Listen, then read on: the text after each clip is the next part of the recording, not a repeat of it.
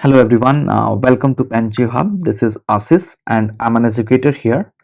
Today I'll be introducing you to PanGeo Hub and will be delivering the first demo lecture from a series of lectures that we plan to put online in the coming few days.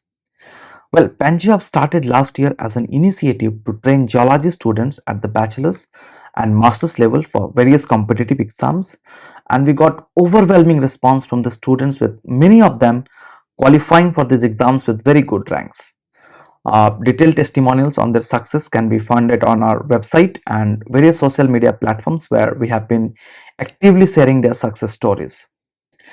Our prime focus at PanGeo Hub has always been to provide you with the best geological learning experience by employing new and innovative teaching methodologies. This year also, apart from improving the content, we have been developing some very interesting 3D models which can help you understand and visualize geology in much easy and better way. I'll be giving a glimpse of such 3D models today in the demo lecture, where I'll be talking about stereographic projections of lines and planes. I'll put my video off and then we can slowly start with the lecture. So stereographic projections is a very interesting topic which is taught both at the bachelor's and master's levels in your mineralogy and structural geology courses. Although taught extensively, this is one of the least understood topics in geology, as this involves a bit of 3D imagination which majority of the students kind of lack to kind of comprehend and understand. We will try and see if we can understand the stereographic projections of lines and planes through 3D models. So before going there, the first thing to understand is, why do we need to project? So as you know, the world of a structural geologist or a geologist in general is a 3D one. We talk about hills, mountains, valleys, we talk about megafolds, faults, joints. These are all massive 3D structures which are very difficult to comprehend on a field scale. And most of the times we have informations in bits and pieces from different parts of these mega structures, and our job is to combine these informations and come up with the structure of this come up with the model of these mega structures. For example, in this slide we have this mega fold.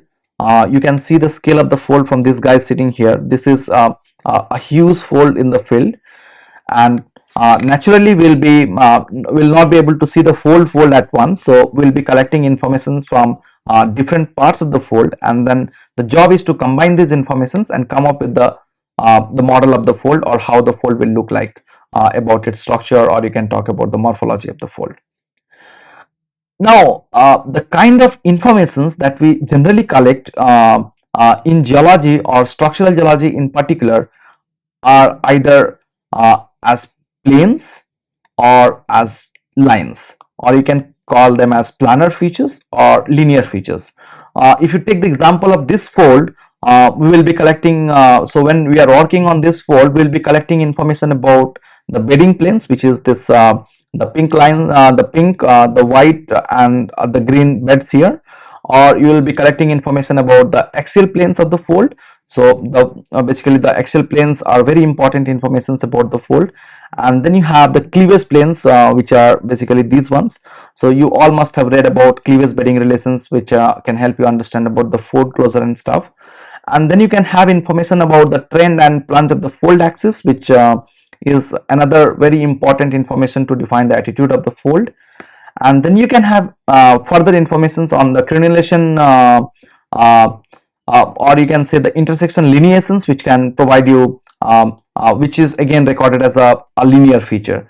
So you see, most of the informations which are used to kind of define the fold or kind of understand the fold are either can be recorded as a planar and a linear feature. And same happens with other mega structures in the field. For example, if you have a fault, that can be defined by a fault plane, which is again a planar feature. You can have joints, which is again a planar feature. So you can understand that most of the informations that we have are either as planes or lines. So understanding planes and lines are very important. But One more important thing to note here is that most of these planar and linear features, whatever we are talking about, these are still 3D features in the field. So you talk about, let's say, these ones, basically the bedding planes, axial planes, cleavage planes, these are still 3D features in the field, and same goes with these ones as well. These are also 3D features. Now the job is to kind of get them or we want to present them on a 2D plane, just like let's say you have a hill and you want to show them on a map. So what do? You construct a topographic map where kind of the contour information tells about the uphill and the downhill directions. So same is with these informations. So we want to kind of put this 3D informations from the field onto a 2D plane, which then can be kind of gathering information from different parts of the fold, or it could be fault or any other feature, then combined to generate a 2D map of that feature on a plane. So these informations ideally we have to convert somehow to a 2D plane. How do we do that? So converting some information which is in 3D to a 2D requires some kinds of projection. So we are definitely talking about some kinds of projection here. Now the next thing is what we are going to project. The things that we are going to project are either planes or lines. So we have lines and planes. So these are the two major informations that we will collect in the field. We want to project these planes and lines in 2D planes and then gather more and more informations or the special information from the field and combine them to come up with the model of let's say the mega structure, whatever we are looking at. Now the question is, how do we do that? So the kind of projections that we do in structural geology, we call it as stereographic projection. And now what we'll do is we'll try to understand how we can do a stereographic projection of lines and planes. So to begin with, we'll start with lines and try to understand how do we construct or do a stereographic projection of a line, and then we can slowly move on to planes. So to understand the stereographic projection of a line, you have to basically visualize a sphere which can be equated with the model of a globe. So just like a globe, you have upper hemisphere here and a lower hemisphere, and then you have let's say the equatorial circle which represents, or the equatorial plane. So this as you know, in a globe you have this these are basically the latitude lines, right? Now the one which is passing just right at the center of the sphere, this is called the equator, and the plane which kind of cuts this or passes or contains the equatorial line is basically the equatorial plane. And this equatorial plane, when it is passing through the sphere, it will be cutting a circular section, and this circular section is referred to as the equatorial circle.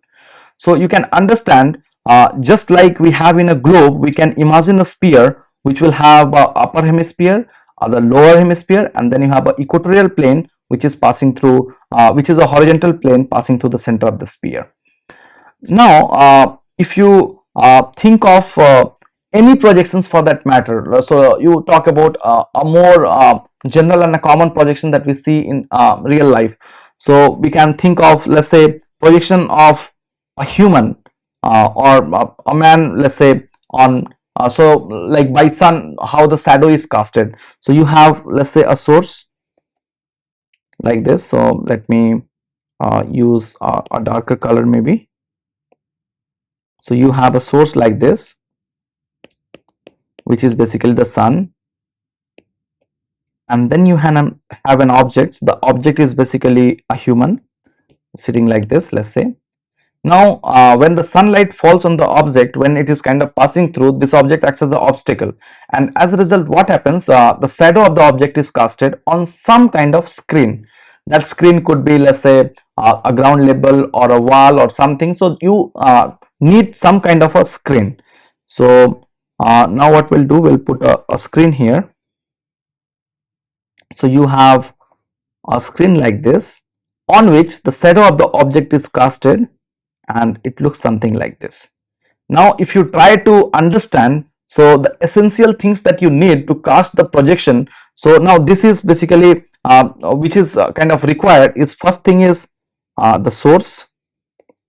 You need a source, then you need an object which has to be projected. So this object was basically a 3D, right, and its image has been casted on a screen, so you need a screen, and the image which is casted on a screen is basically a 2D.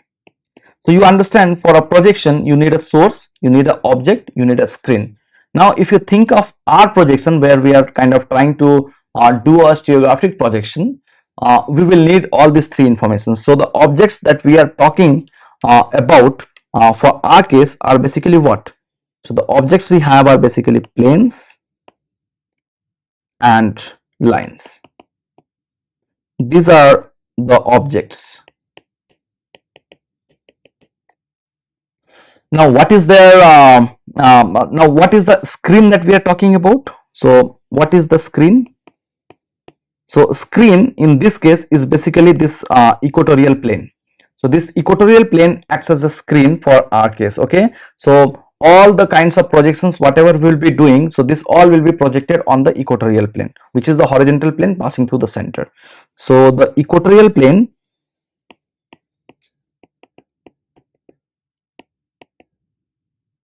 is the projection plane. So all the 2D information that you will be seeing will all come on this plane. Okay, so whatever information, so this is basically the screen for this projection. So you have objects in the sphere somehow, and then these objects their information will be casted on a 2D plane, which is the equatorial plane or the equatorial circle that will be see in a little while. So now how is this done? How is this achieved? How do we kind of project the line? So to do that, what we do is we imagine line or plane, whatever you think of, so that we imagine to be passing through the center of the sphere. So you think of projecting a line or think of projecting a plane, so we imagine them that the line or the plane is passing through the center of the sphere.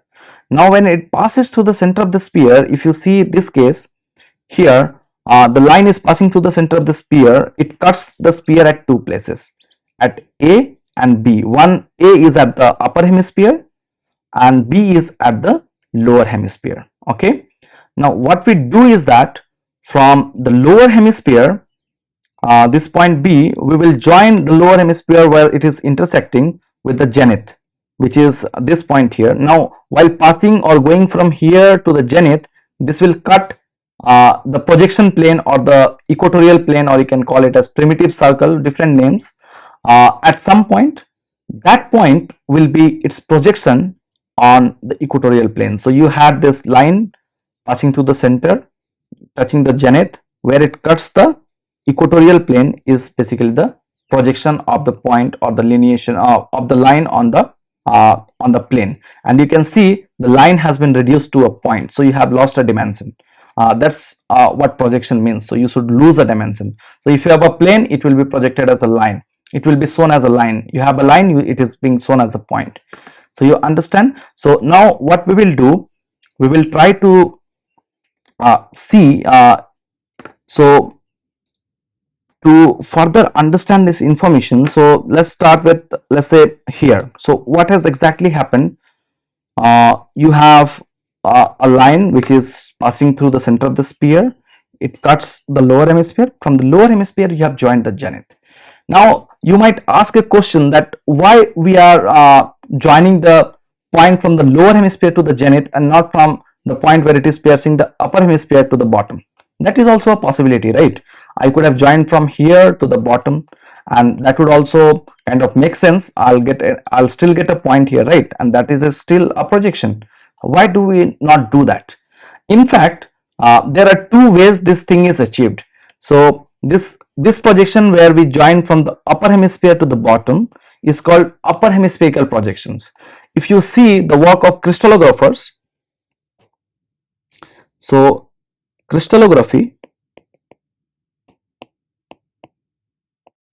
there all these projections are basically upper hemispherical projections. So they project from the upper hemisphere, whereas when you talk about structural geology,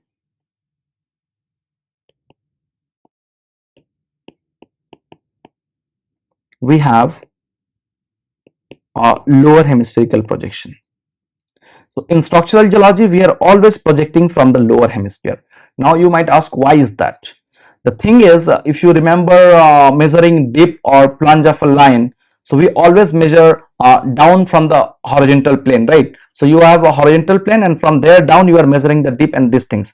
So now that fits really well with the lower hemispherical projection, where you can see, if you think of the inclination of this line, then you can easily measure with respect to the lower hemisphere. So you know what is the angle. Same goes with the plane. So you can measure these angles, and you will have that sense, like the way it is in the field, you can imagine it in the same way in the sphere. So a lower hemispherical makes more sense in that case than the upper hemispherical projection. So as a result, most of the structural geologists, they would follow the lower hemispherical projections, whereas crystallographers, they follow upper hemispherical projections. Now apart from this, there is one more interesting thing to see here is, now this is kind of, you have projected a line which was inclined at some angle, right?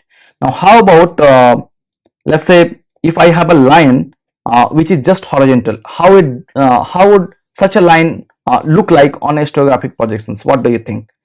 So for that, you can kind of consider maybe a hemisphere, and let's say if there is a line which is just horizontal like this. Now if you have a horizontal line, it will be cutting the lower hemisphere at 2 points. So any inclined line, if you see these ones, so they will always cut the lower hemisphere at just 1 point. Any inclined line will cut the lower hemisphere at just 1 point, whereas any horizontal line will cut the lower hemisphere at 2 points, like this, here and here. Now if you join these 2 points with zenith, so these 2 points will basically represent a horizontal line, the stratigraphic projection of a horizontal line. So if you see a stratigraphic projection like this, and then there are 2 points marked like this and this will always indicate a horizontal line, whereas a point sitting inside will always represent some inclined line. Okay, so this is how the stratigraphic projection of a line really works. Now what we'll do, we'll move on to plane. In the stratigraphic projection of plane also, the idea remains same. The only thing that changes is now we have to imagine essentially a plane passing through the center of the sphere. Now in this case, if you can see, this is an inclined plane. So the intersection of the inclined plane with the horizontal plane will define the strike line. So you can see the strike line here. So you have this inclined plane intersecting with this green horizontal plane, and the intersection point is defining the strike line, and this will be its tip amount. Now you can understand the point that I was trying to make, that all these angles are always measured down from the horizontal, right? So now you imagine that this plane is passing through the center of the sphere. Any plane that passes through the center of the sphere will cut a circular section. So you can see this is basically the circular section which is cut out when this plane, the yellow plane, is passing through the center of the sphere. Now what we'll do, we'll remove the upper part and just try to focus on the lower hemispherical part where it is cutting. So now this line is basically the strike line we just discussed. This is basically the intersection. So now you can understand, even if the top one is not there, if you are considering this the equatorial plane or the primitive plane as the horizontal plane, then intersection of the inclined line with the horizontal plane will define the strike line. So you can easily draw the say that this AB is basically the strike line of that plane.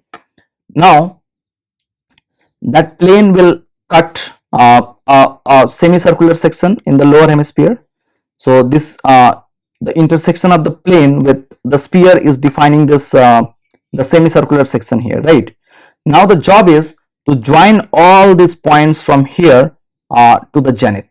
So what we will do, we'll take all these points from here and join the zenith.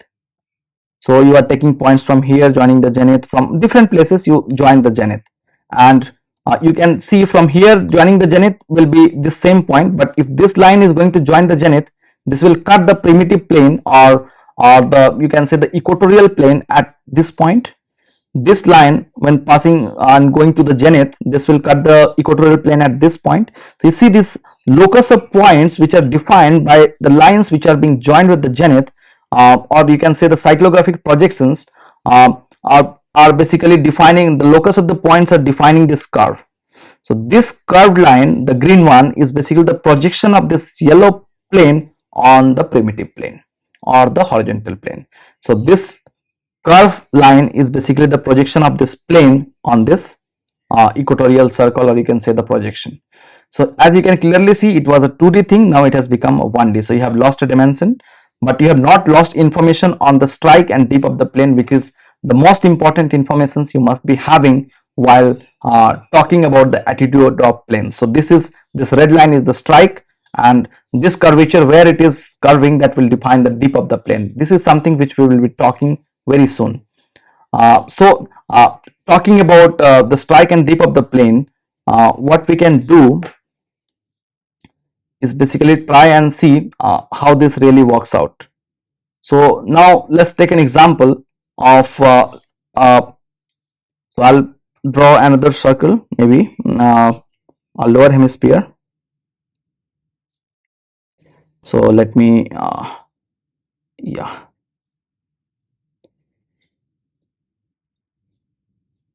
yeah, this roughly looks like a sphere. It's fine, no problem.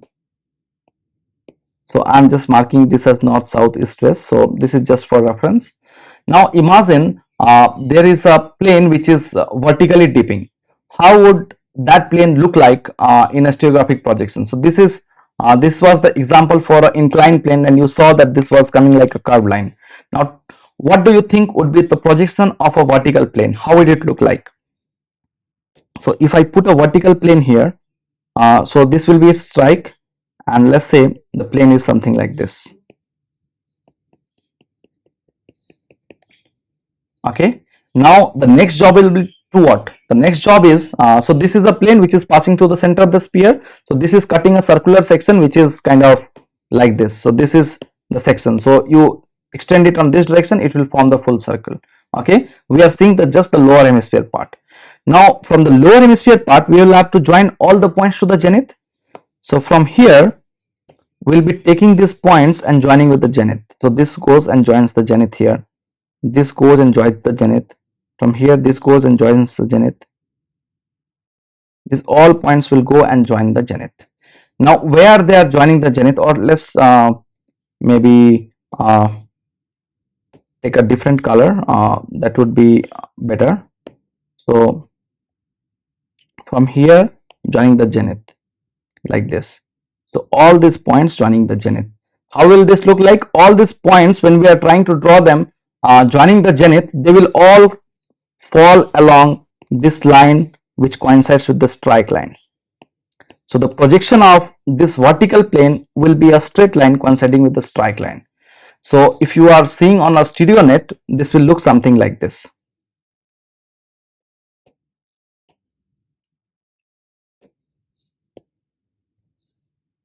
So you will have a circle. So this is kind of again this north is southwest, and you will have a plane like this. So this straight line represents a vertical plane.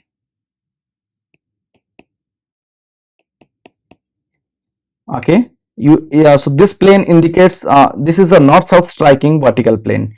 Similarly, you can have a east-west striking vertical plane.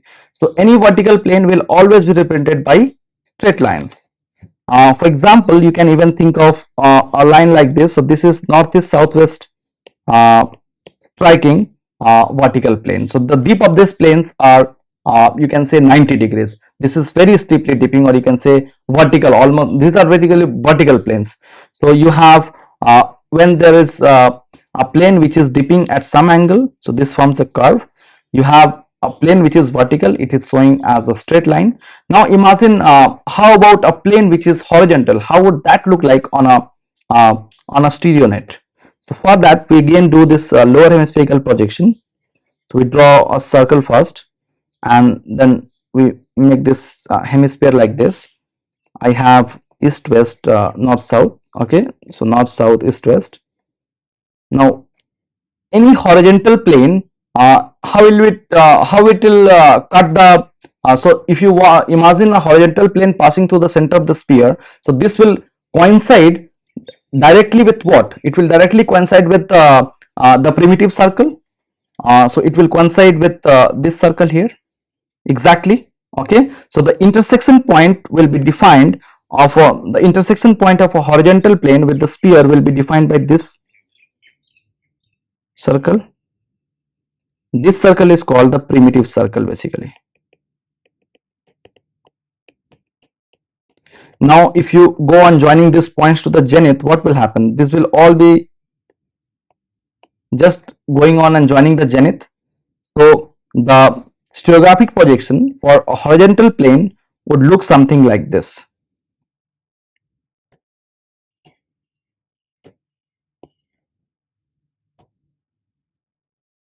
They will be right at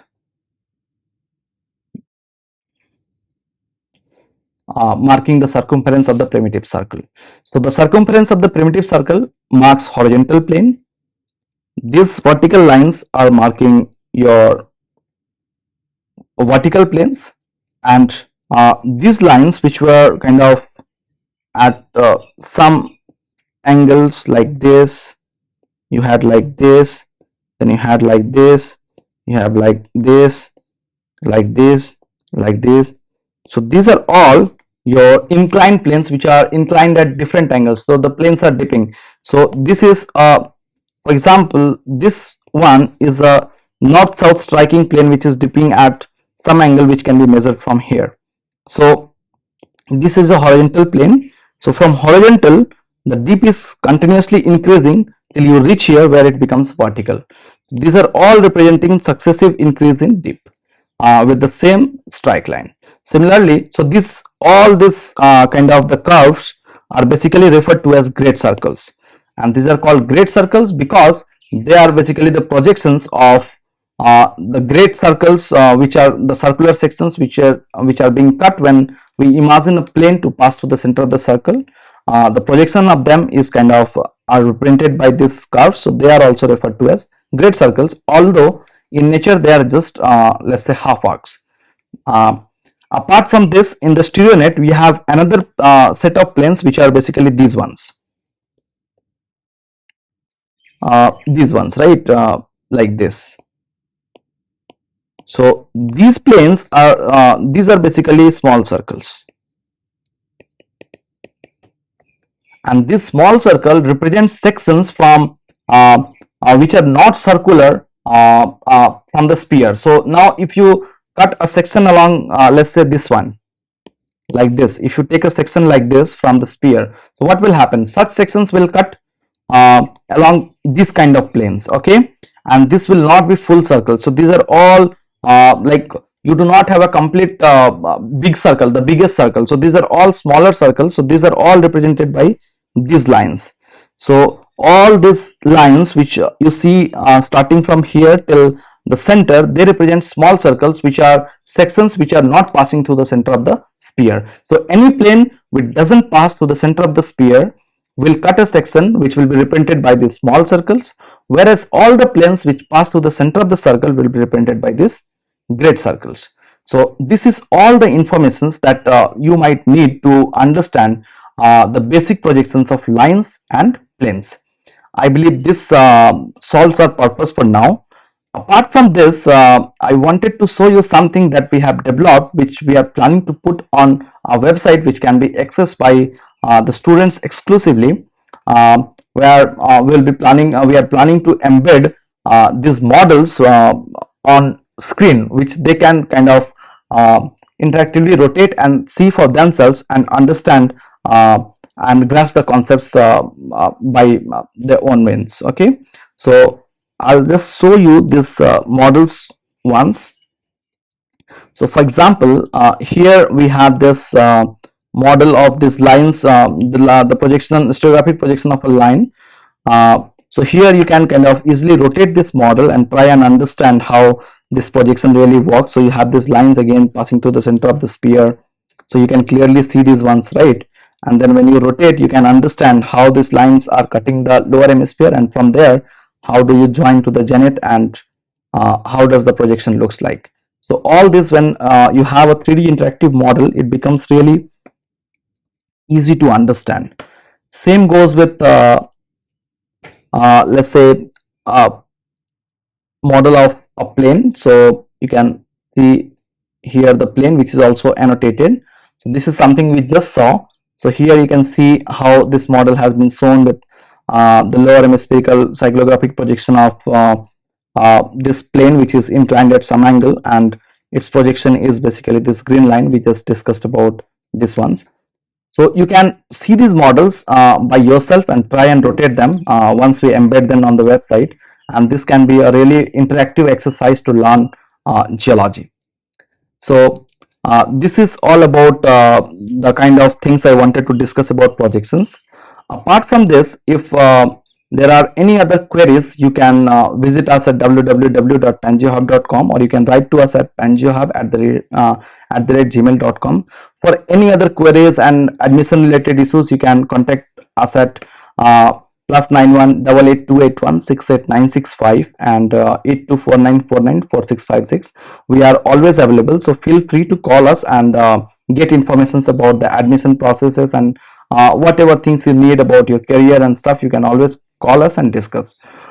So I rest this thing here, and this is not this is just the beginning. We have developed such very beautiful models for all kinds of like things that will be discussed in structural geology, and for stratigraphic projections as well. This is just the starting. We have many more things to discuss, which we'll be covering when we have our structural geology classes running in the course. So thanks a lot for now, and happy Holi to all of you. I hope you enjoy safe and a good Holi. Thanks a lot.